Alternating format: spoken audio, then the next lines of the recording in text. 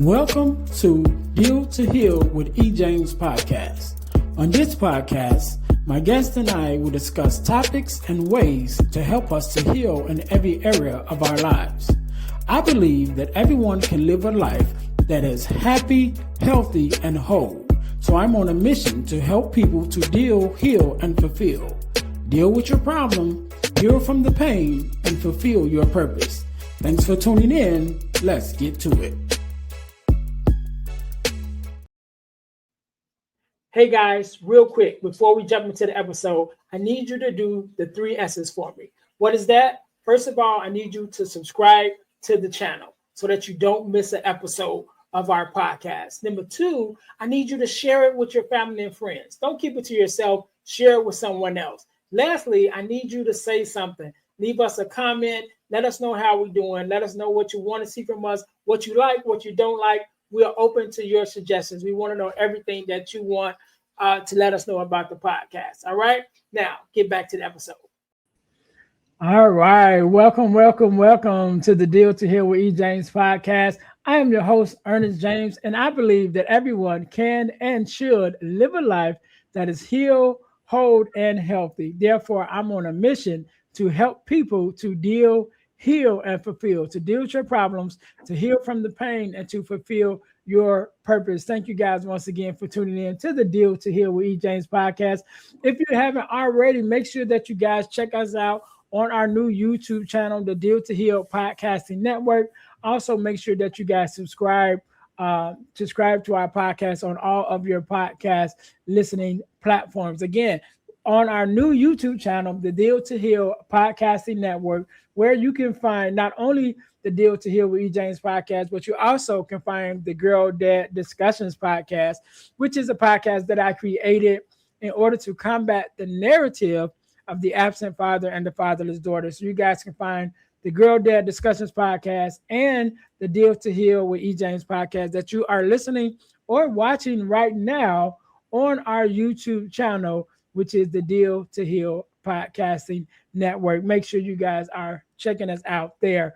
Also, I'm pleased to announce that our podcast is being sponsored by our Deal to Heal School for Living community on the school community platform. And this platform will help us to be able to continue our mission to help people to deal, heal, and fulfill. We have access to resources and workshops there to help you process your different emotions, different things that you are going through. You guys can check it out. The first 7 days is absolutely free. You can go check it out, see if you like it, see what you like. If you want to stay, it's only $27 a month. And each month you have access to a new workshop. Also, there's free resources there. So you can go there, even during a trial period, and check out the resources, the ebooks, different things that are there. Download it. You can have it. And if you decide to stay, again, it's only $27 a month. So our podcast, the Deal to Heal with E. James podcast, is being sponsored by the Deal to Heal School for Living on the school platform. So you guys can go to the website or just scan the QR code in the upper corner and it'll take you straight there. So thank you guys in advance for checking that out. So today, just like any other day, I am blessed with the guest, Miss Kelly Morgan. How are you? I am good. Thank you. Thank you. No problem. Thank you for being here. Because you could have been doing anything else with anyone else, but you're here with me and my listeners, and I definitely appreciate it. So do me a favor, Kelly. Introduce yourself to my audience. Tell us a little bit about who you are and what it is that you do. My name is Kelly Morgan. I am an indie author and ecosystem builder, meaning not only do I write books, but I really pride myself on creating rooms for authors to help them promote their books. And I do that through my podcast, The Author's Mic. I also have a podcast called BTA Fridays. I have a book club called the Indie Reader Society, the IRS. And just recently I created Curators of the Spine, a melanated bookish event, which was a live event here in Colorado. And the goal is to do more of the in-person stuff as well. All right. So Kelly, let's go back a little bit, right? So I want to go back a little bit into your story because I definitely heard all the things that you do to promote other people as authors and things of that nature. But every story has a beginning point, right? Every story has a story behind the story or before the story, should we say. So let's tell us a little bit about your story, how you even became got into this authorship space and the supporting of others. What is kind of your story that brought you to this space? And then once you got there, that made you say, you know what, now I'm going to reach out to help others as well. Yeah, so I didn't start off wanting to do any of this. I always have loved writing. So I've always written stuff. And when I found myself having some time, I thought, I'm gonna write a book. And I didn't know anything about writing a book. So I really thought I was gonna write this book. I was going to find a publisher immediately. I was going to publish it. And, 30 days later, I was going to be on book tour and I was going to be sitting there with Oprah and we were going to be talking about my book. And I just knew that that's what it was. That's because I didn't know anything else. And so writing the book was really fun. That was like the easiest part of this entire journey, was actually writing the book. And so when I got it all done, I started pitching it and I didn't know anything about it. So I started pitching it and got a lot of no's. And then one day I got this yes from this independent publisher who's like, yep, I want to publish you. And he just told me all these wonderful things. You're going to go on book tour, just everything that I thought. And then he hit me with the, how much are you going to invest? I just need you to buy the books. Only $700 because I'm covering everything else. And I thought publishers covered that, but I was like, well, I can do that. So I ponied up $700 of my own money. The book did get published. It was my first book, You Sound White. It did get published on his platform, and then he ghosted me. So I never saw any books. I never saw any royalties, and the book sat on his publishing platform on Amazon. So if it was selling, I didn't know because he just stopped communicating with me. So I had gotten completely scammed, right? And so I was done at that point. I was devastated. And I didn't know what to do because this man had my book. He wasn't returning my calls, my emails, nothing. And I had told everybody that I was going to be this published author. And so I was really ashamed. So I didn't say anything. I just kind of retreated and, I didn't know what to do. So finally one day I thought, well, I'm just going to try to get a literary attorney. And everybody basically laughed at me, except one attorney took pity on me and said, look, send this cease and desist letter. You can use my name. See what happens. Send it to Amazon, send it to him. And I did. And about 2 weeks later, Amazon released the book. And so I had the book back. Never heard from this guy again. Not sure what happened, but I had the book back. But I still didn't know what to do. Like, what do I do? And so that's when I decided I was going to start Bright-Headed Publishing and publish myself. Because I thought, I have a business degree. I have an MBA. I can do this. Can't be that hard, right? So I started this publishing company. And then somebody said, well, the best way to promote yourself is with a podcast. I thought, yeah, I'll start a podcast. And I started a podcast and it was called PHB Patio Book Club. It's like 5 years ago. And I started off interviewing other authors. And it took off in such a way that that's all that I did for like a year. I interviewed like 150 authors. And I burnt myself out. I didn't write anything. I didn't even promote my own book. That's all that I did. And I stopped again. And so this is when COVID hit. We ate our feelings, gained lots of weight, started journaling, wrote another book called Wait for It. So play on word, WEIGHT.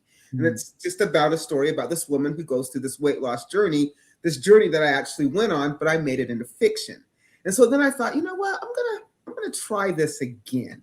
Because I always wanted to be this published author, right? I'm going to try this one more time. But this time, I'm going to be a little bit smarter. I'm going to really put a business plan and intention and what do I want to do? So I started off again. I really like the idea of helping others. So I decided to start off. I started off with just promoting myself. And then I decided to start the author's mic. But I thought, you know what, to keep it controllable, I'll make it 15 minutes, promote other authors, easy peasy, not a lot of stress. And I've been doing that for about a year. And then as I started marketing myself, I started falling down these pitfalls and just issues that I was running into. And I thought, well, it'd be nice if somebody would have told me about this, right? It would have been nice if I would have been able to know this before I went down this rabbit hole, so that I thought, well, you know what? I can be that person, right? I can let people know. So that's what I started doing. And I started BTA Fridays, which is called Breaking the Algorithm. And it's all about different ways to promote your book outside of social media, because I think we get caught up in social media and comparing ourselves and using that as your validation, right? And so I thought, there's got to be another way. And so I started BTA Fridays. And so every Friday, I come out with BTA Fridays with just a different way to help you promote your book. And through this, I started putting out free content. So next thing I know, I am now really helping others promote their books in ways that I didn't start off this way. This is not what I started to be. And then one day I thought, I'm not a publisher. I'm not an indie publisher.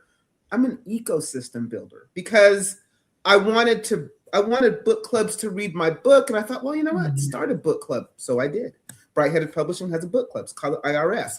I wanted to do book signings. I'm here in Colorado. I did a few, not my audience. Couldn't really find some for melanated people. So I thought, you know what? There's not one here. Let's do one. So I did one. Found the venue, found the authors, and we did one.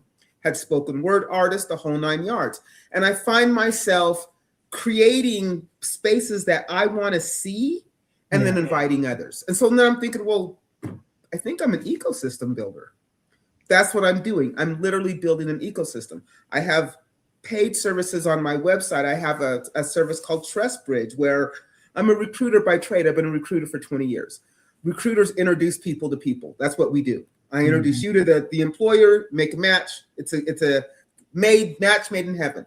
That's what I've been doing with authors. I have a curated introduction service called Trust Bridge. Now, for a small fee, not a lot, because I'm not into gouging people for their money, because I know what that feels like. But for a fee, I will introduce you to book clubs, podcasts, and bookstores that are all curated, that I have in my Trust Bridge partner network. So these are people that I've gone out and built relationships with. It's not just me just pitching you and see what sticks. These are people who have agreed to see that the authors that I've curated, I create your media kit. I do the introduction. I do all the heavy lifting. I do all the follow-up. I do everything. So it's like having your own personal assistant do these things for you and help you get introduced. Now, once you get on the podcast, or you get your book gets in the bookstore, or the book club reads your book, that's on you. And where that relationship goes from there, that's completely on you. I am simply the introduction. I also have digital services on my website, author toolkit that you can go download. That was just information that I found very valuable when I was on my journey, that I thought somebody else might use. So everything that I'm doing, I've just done from experience and just wanting to help somebody else avoid those pitfalls that I went through. Because, man, every time I went through something, I thought, man, I wish somebody would have told me this. It saved me a lot of time and a lot of headache. If somebody would have just simply told me without putting it behind a paywall. Yeah. Without asking me for something, I just simply want the information. And so I just simply try to give information. As much free information as I can give, I'll give. But there's a point in time where I have to eat and monetize as well. But I've spent a year and a half just building my platform. So that's a lot to say. Yeah. But I want to go back to a couple of things that you said, because I think it's important. And one of the things you talked about was basically creating the spaces that you want, right? And I'm a big community person, and everybody that listens to the podcast know I talk about communities, that I've basically built communities around everything that I love. And so last year or the year before, I started this campaign for myself, and I just shared it with others. But the campaign for myself was live the life that you love. And so I really started focusing on the things that I love in my life, and make sure that I'm spending more time doing those things, or building a community around those things. So I'm a podcaster. I'm in a podcasting community. I'm a speaker. I'm in a speakers community. I started hiking. And so I started a hikers group that started off with 7 of us, and now it's like 130 of us. I started running 5Ks last year. I did 2 5Ks last year. I started a community around that. So everything that I enjoy, I started building communities around. And so I definitely appreciate the work that you do with being saying, you know what, these spaces that I want to express myself in don't exist, so let me create them. And I think that's very powerful for all of us. One of the things I want to go back to, you mentioned a little bit about it, is the social media. When we start talking about promoting our books and things of that nature on social media, and kind of getting stuck in that place. But one of the things that I kind of know that you need to be seen on social media, or you want to be seen on social media, to make sure that your message is getting out and things of that nature. But one of the things that you talk about is tearing away from the need to be seen, and not necessarily for, I guess, not necessarily for the book itself, but for just like you yourself. So tell us a little bit about that and that process of you kind of moving away from, or should I say, unplugging somewhat from social media while still, having a business and things that you're doing as well. Well, I wouldn't say that I necessarily unplugged. I think when I say the need to be seen, is I think as I was out here promoting my book, I found myself using social media as my validation. So I could spend 2 hours on what I thought was such the best post, right? I've put this stellar post together and I put it out on social media and I got 2 views and a like. That's it. You're thinking, man, what am I doing wrong? And so now you start doubting yourself, or you feel like you're screaming into a void. And so it's not so much, I don't care about being seen. It's about not using social media as my validation tool, right? And so what I've learned about social media is that, yes, it is important if you are marketing, if you're an entrepreneur, if you're a business owner. Yes, social media is a great way to reach people, give information, but it's not the end all be all. It's not where you should live. You should use it as a tool. And I know to some people, that's all they do. That's their only focus. And so my thing with social media is use it strategically, right? So that you don't feel like you're screaming into a void. Number one, if you're going to do social media, you can't be everywhere. So pick a few platforms and do those well. It might be Instagram and YouTube, right? It might be TikTok and Facebook. Whatever they are, do them well, because you can't be everywhere. You don't want it, and it's exhausting. You're going to burn yourself out, especially if you're trying to post content on a daily basis, right? And another thing too is that a lot of people will look and not necessarily like. So when you think you're not being seen, somebody is watching, somebody is looking. They may not be liking and they may not be commenting. And the more consistent you are, the more people will start to trust you and show up and expect to see you on social media. That's how you build content. Another thing I found is that people would go out and buy fake followers. So sure, tomorrow I could go out and buy 5,000 followers on YouTube or Instagram, but they're not real. So I'm all about real organic growth, and organic growth is slow. So if you're in this game long term, to be, and then that's another thing you have to decide is, how long are you going to stay with that book? Once you put it out there, how long are you going to show up every day?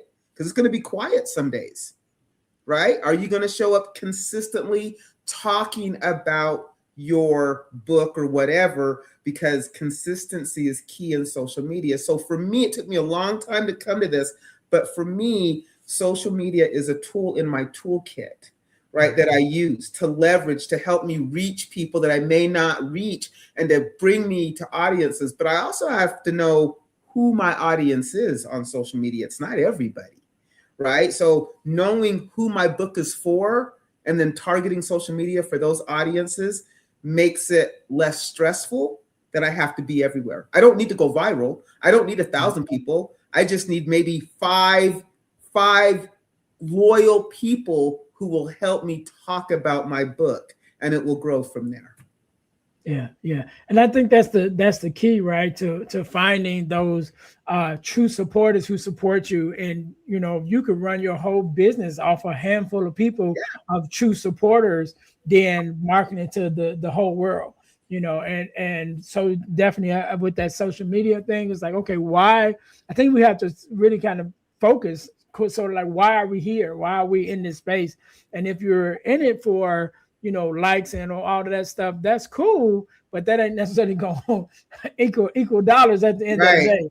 It ain't necessarily going to equal book sales at the end of the day. And so we definitely want to figure out why we're here, what we're aiming to accomplish with the social media space. I want to turn it just a little bit, right? So I'm definitely happy that you got your book, you got access to your book back, because that's has been one of my things, right? Especially with what is VA, using VAs, and just using regular people, but definitely using Right. like VAs, and giving them access to certain things to help you. Whether you're creating a book, or like so you see I got the purpose journal Mhm. and the purpose planner, but I was working with someone I knew and I had a relationship with. So I kind of trusted him to kind of do the things that I needed to do. But just on the creative side, as being a author, as being a creative, that's one of the things I worry about. Like, look, man, I don't want to give somebody access to my stuff and my stuff disappear. Right. But I'm so glad that you got your book back. And the name of the book is "You Sound White," right? And that is a intriguing name. So I know there's a story behind it. So let's talk a little bit about the story behind that book, but then also the using of story as a way to kind of relieve some of the things that we've deal with or we've dealt with, not only to get it off of our chest to express it, but then allow others to be able to allow others to hear that conversation, for the fact that they might be going through the same or a similar thing, and be able to walk through that process with you as well. So let's talk a little bit about your book and the reason why you wrote it, and then those ideas of how it helps in those spaces. You Sound White is not a memoir. Most people think it is. It's not. Now, the main character, the protagonist, um, all the things that happened to her and the other characters within the book have happened to me. I was born and raised in Salt Lake City, Utah in the 70s. And so not a lot of melanated people, not a lot of people of color. I mean, it's Utah. And so growing up and coming and growing up in those spaces, my vernacular is what it is, right? So I've always, I guess people have told me I sound white. I have had jobs where I've spoke to people on the phone and they just know I'm white until they meet me in person, and they're absolutely floored that I look like I do. Not to mention Kelly Morgan is a very strong Irish name, right? So that doesn't help. And so, yes, this is just something I've always been told all of my life. And it wasn't until I became an adult and actually moved out of Salt Lake, and I moved to Oakland, and I've lived in Atlanta, and I've lived other places, and realized that my whole life I've been code switching. So the book is fiction, and it's an ensemble cast of characters, because that's how my mind works. All going, trying to navigate life, not being judged on how they sound, because people will judge you by how you sound, just alone by how you sound. I've been told I sound white, obviously, by somebody who is not white. So I've had Black people say, "You sound white. Why you sound like that? Why are you trying to sound like that?" I've had white people say, "You sound so proper. You speak so well." Those are not compliments. Right. You know what I mean? Those are not compliments. But I've also found myself code switching. So I have found myself, or I've caught myself switching up my vernacular. If I'm with a bunch of Black folks, I might switch it up so that I might sound more like them to be accepted. Because if I really come as my authentic self, they may not accept me. I have not been accepted simply by how I speak, right? Because they feel like I'm better than, or maybe I'm trying to be something that I'm not. But this is truly how I sound. I can't help how I sound. I was raised to speak very, very, very proper. I always tell them I have a very firm grasp of the King's English, and I'm not dumbing it down for anybody. But it took me most of my life to realize that I am authentically who I am. I'm not apologizing anymore, right? And that this is just what it is. And if you have a problem with how I sound, it's probably more your issue than it is mine. And if you're not a melanated person, telling somebody that they speak well is not a compliment, right? And if you are somebody of color, I found people, when I wrote the book and put it out there, I found people reaching out to me, relating to the code switching that happens in the book, right? And some of the experiences I could tell you, being the only person of color where I work, right? And I found that as an adult, being an adult working in Salt Lake City, Utah, having a degree and working in a corporate place, I would find myself being the only person of color, right? So people would relate to me by calling me Whoopi Goldberg. Or a lot of people that I would work with had never even been around a Black person. So I was their first encounter. So I wasn't like them, right? You're a good one. Or they would say hello to you and it'd be, hey, what's up to me? Do you know what I'm saying? I would get treated differently. And a lot of them, believe it or not, this blew my mind, really thought the images that they would see on TV, we all lived like Good Times and the Jeffersons, right? You know what I'm saying? Even that is two different realities. But that wasn't reality for all Black people, right? You know what I'm saying?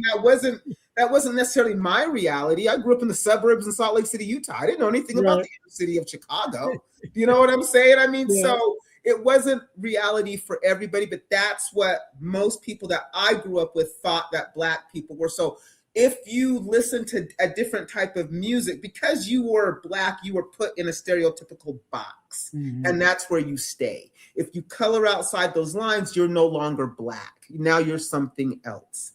And that's what the book is about. That's what You Sound White is about. And it poured out of me as fiction because it's easier for me to put my different experiences with different people in different situations. And I love fiction, right? I love a good story. So it came out as fiction. Yeah, and I love that. I love that whole idea. And I'll be honest too. I first got your application to be on the podcast, I seen Kelly Morgan, and I thought you were a white woman just by the name until I started, we preparing for the actual thing, and I'm like, oh, okay, she's Black. You know what I mean? So yeah, I do understand that. And before, I think I may have been an adult before I ever ran into someone else in reality named Earnest, so I didn't even like my name growing up because I was like, I'm the only one named Earnest. Like you had always had, other guys with the same names or even of different nationalities that had the same name. Right. And so in my circle, I was the only one named Ernest. And even now, I think I know one white guy, one Mexican guy, and maybe one Black guy now that's named Ernest. So I definitely understand. I never had to do the code switching because I am in Chicago. So Chicago is definitely a nice mixture. But that's what I was saying, even with the reference of Good Times and the Jeffersons, even those two realities are so far apart, right? I mean, it's so different. So to throw everybody in that same box and be like, oh, this is what they're like, it's like, no, even your gumbo is different. You know what I'm saying? What you're throwing us in. So definitely can appreciate that. I'm definitely going to put the link to the book in the description, and definitely going to check it out myself, because even we had a quick joke while we were preparing and I was writing, and I was like listening to you as I'm writing, and I was like, oh yeah, what's the name of the book? You said You Sound White, and I'm like, who, me? I sound white? Like, I've never heard that. Like, no, that's the name of the book. I'm like, oh, okay, because I'm like, I've never had that one before. Yeah, so and so I would get that. I've been told that all my life. To this day, I've been told that. I'm used to it now. It doesn't bother me like it used to, but yeah, it used to really bother me. Yeah. And so, and I used to really try to be what I wasn't to be accepted. And that wasn't working for me either. I am who I am. And, I have, it takes a long time to come into your authentic self, to appreciate who you are and not switch it up for anybody. my faults, my flaws, the good, the bad, all of that. It is what it is. And I've come to the conclusion that you will either accept me or you will not. I'm not going to try to be something I'm not to get your favor. I've done that in the past. It's never worked out for me. Yeah, yeah, and I love that, and I think that's so important for people like myself and like you who are in the space of helping others, for us to be able to show up authentically ourselves as well, and to write the stories and to do the podcast so that people can hear themselves and be able to see themselves in some of the experiences that they go through. That was the whole premise behind this podcast, is to help us to heal in every area of our lives. And the reason I said every area, because I always say I haven't been through everything and I don't want to go through everything. So I'll stick what I went through, and for everything else, I'll find somebody else to talk about it. You know what I mean? But that was why I wanted to do this podcast. And again, 200 and some episodes we've been doing it, is because I wanted to be able to have people who could share their stories authentically, and then be able to share how they overcame some of the things that they were dealing with for our audience, because our audience is made up of a whole lot of different people, and it's like, all right, you may not have my experience, but then you may have had Kelly's experience. So how can Kelly's story help you to grow? And so I think that it's so important for us to share our stories, to write our stories, to do the podcast, to do the TEDx talks, whatever it is, just so we can connect with the like-minded people, or connect with those people who will only hear our voice. There's a lot of people out here talking. There's a lot of people out here with mics now. Mm-hmm. There's a certain person that each person will listen to. And so there's a person that's, waiting to hear our voices, whether it's in audio form or written form. And it's up to us to do that. So thank you for that work. I want to twist it up just a little bit before we get out of here, because again, we talked earlier about the social media. We talked about, writing and everything, but there's a part of being a creative, especially when it comes to doing our books and putting our books out there and things of that nature. One of the things you talk about is breaking the I can't even say the word algorithm. I think that's how you pronounce it. but because, especially with the social media space, there's so much that is controlled by those platforms and by the systems that those platforms are set up, that it doesn't always work in our best interest. So one of the things that you talk about is just kind of like breaking those cycles, breaking out of that box of what the norm somewhat is. So could you talk to us a little bit more about that?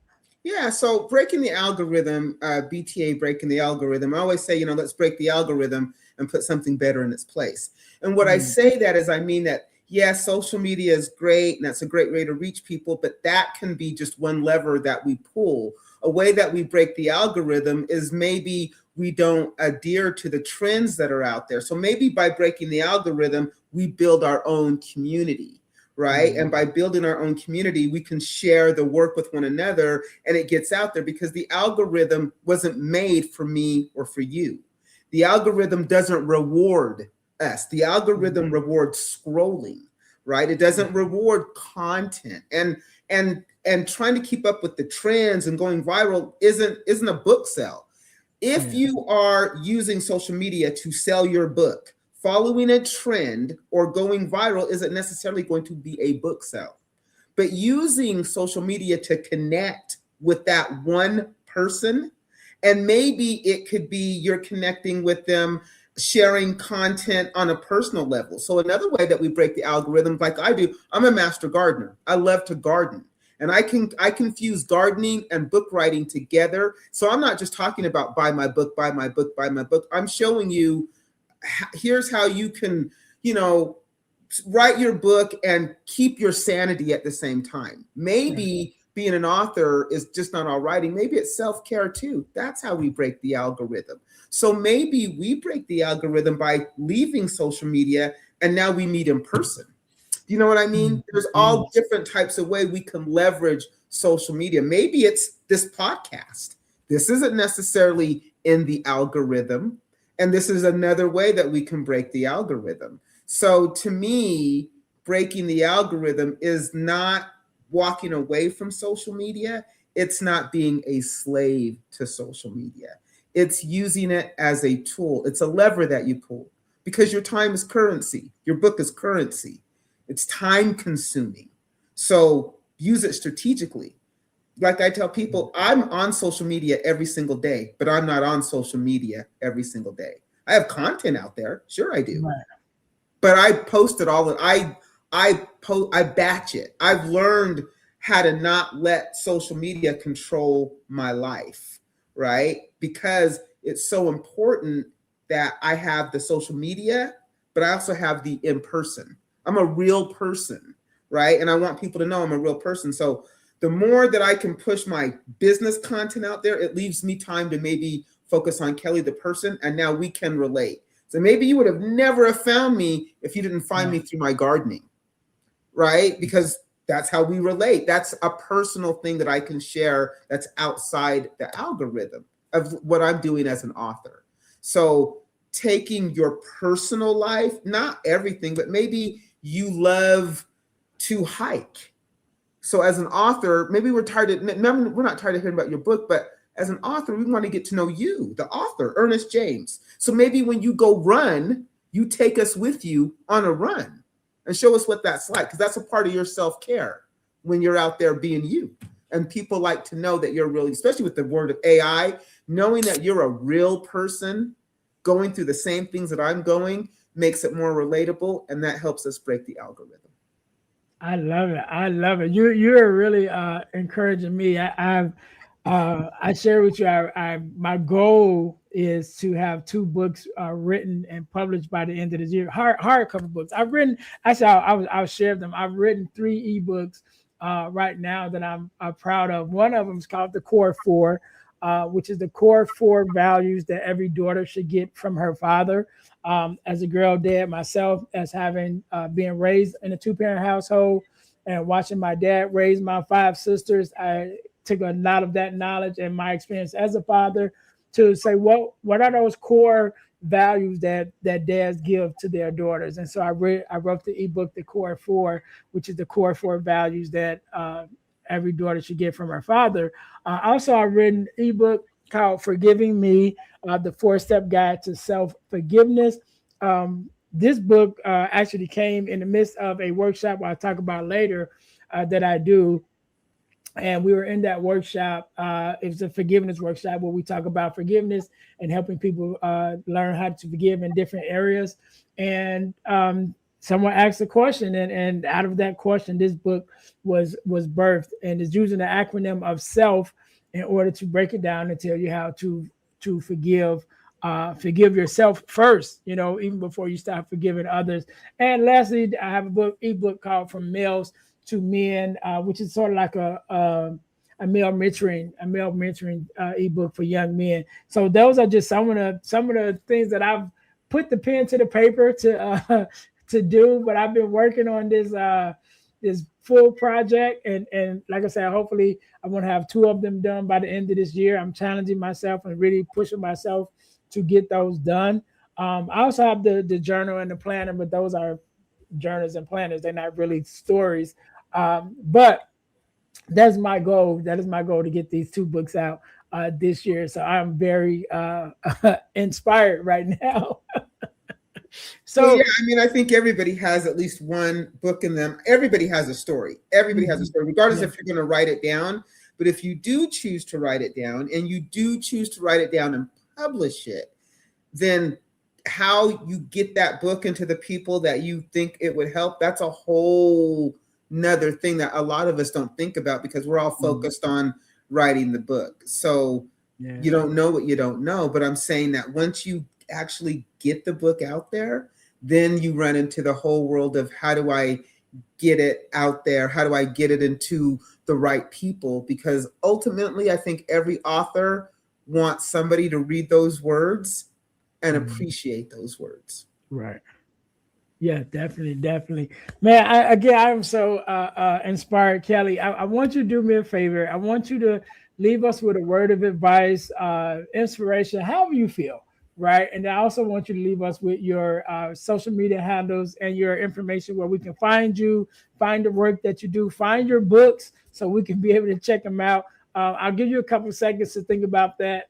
To my audience, thank you guys once again for tuning in to the Deal to Heal with E. James podcast. Make sure you guys are checking us out on our main website, which is dealhealfulfill.org. Again, that's dealhealfulfill.org, where you can find out a lot of information of what we have going on. Make sure you guys are checking us out there. Also, I talked about some of the ebooks that I've written. Used to be on ebooks by ejames.com. They're not there anymore. I took them down, but I have put them in the Deal to Heal School for Living inside of that school community as a free resource. So when you guys go and check that out, you'll be able to download all of the ebooks for free. You can scan the QR code in the corner, and now it will take you straight to the website, so you guys can check that out. Deal to Heal Tees, which is our inspiration t-shirt line. Put some inspiration in your situation. Wear an inspirational tee and be inspired all day. That is our tagline. Make sure you guys go to healtees.com, dealtohealtees.com to check out our inspirational tees, including our podcast merch, which is our t-shirts with our podcast logos on it. Forgiveness Mission, the last couple of years, I've been blessed to be a part of an organization called the Forgiveness Mission. And what we do, we have free virtual workshops bi-monthly talking about everything surrounding forgiveness of self, forgiveness of others, forgiveness of the world, even how unforgiveness affects your body and your health. So those workshops are bi-monthly. They're absolutely free and they're virtual. So you guys can go to forgivenessmission.com to sign up for our next free virtual workshop, or go to Eventbrite and look up Forgiveness Mission or Forgiveness Workshop sponsored by the Forgiveness Mission, and you can find us there as well. So make sure you guys go check us out. Also, I am pleased to announce that we have started our nonprofit Deal to Heal the World Incorporated, and we are officially a 501c3 approved organization. So you can make a donation to help us to be able to continue to help our communities by bringing them free resources and free workshops to help them to grow as well. And you can do it at as a tax write-off for yourself when you make a donation. So make sure you guys go look in the description under this podcast to sign up, not to sign up, but to leave a donation. We'll definitely appreciate it. That being said, Miss Kelly, once again, I want to say thank you so very much for being on. Thank you for the work that you do and your expertise and your inspiration for me, because I'm definitely got to get to writing. But I want you to have the last word. I want you to leave us with a word of advice, inspiration, and your social media handles, where we can find you and how we can work with you. So the floor is yours. So my social media, you can go to my website, which is brightheadedpublishing.com. There you can find all my social media. I'm on all social media, TikTok, Instagram, Facebook, YouTube. But you can catch everything at brightheadedpublishing.com. And if I were to leave you with any advice, it would be very simple. Listen to yourself first and others second. Somebody told me something, and it's very true. When you are on the right track, your intuition is very, very, very silent. Not silent, it's quiet. It will not yell, it will whisper. Your ego, however, will yell, and it will yell and yell and yell and yell and yell. I am telling you to listen to that tiny little voice inside of you telling you that's quietly probably pushing you forward. And although you may be afraid, step out on a leap of faith. Be your authentic self. Honor yourself first and others second. You will never lead yourself wrong. If you truly, truly listen to yourself, everything will be fine. All right. We can't end it no better than that. To my listeners, thank you guys once again for tuning in to the Deal to Heal with E. James podcast, where our mission is to help you to deal, heal, and fulfill, to deal with your problems, to heal from the pain, and to fulfill your purpose. Until next time, you guys be blessed. Thanks for listening to the Deal to Heal with E. James podcast. Remember to listen, like, subscribe, and share. This episode has been brought to you by Deal to Heal Tees. Put some inspiration in your situation. wear an inspirational tee, and be inspired all day. Let's go to dealstohealtees.myshopify.com. Remember, our mission is to help you to deal, heal, and fulfill. Deal with your problem, heal from the pain, and fulfill your purpose. Thanks for listening.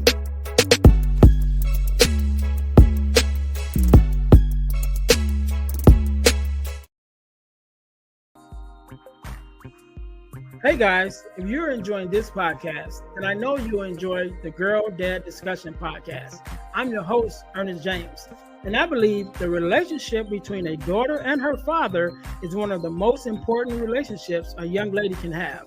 And therefore, my mission is to promote the daddy-daughter relationship by sharing the voices of girl dads to the world. So check out our podcast on every platform where podcasts can be listened to. And if you want to watch the podcast, check us out on our YouTube channel. Again, that's the Girl Dad Discussions podcast with your host, Earnest James.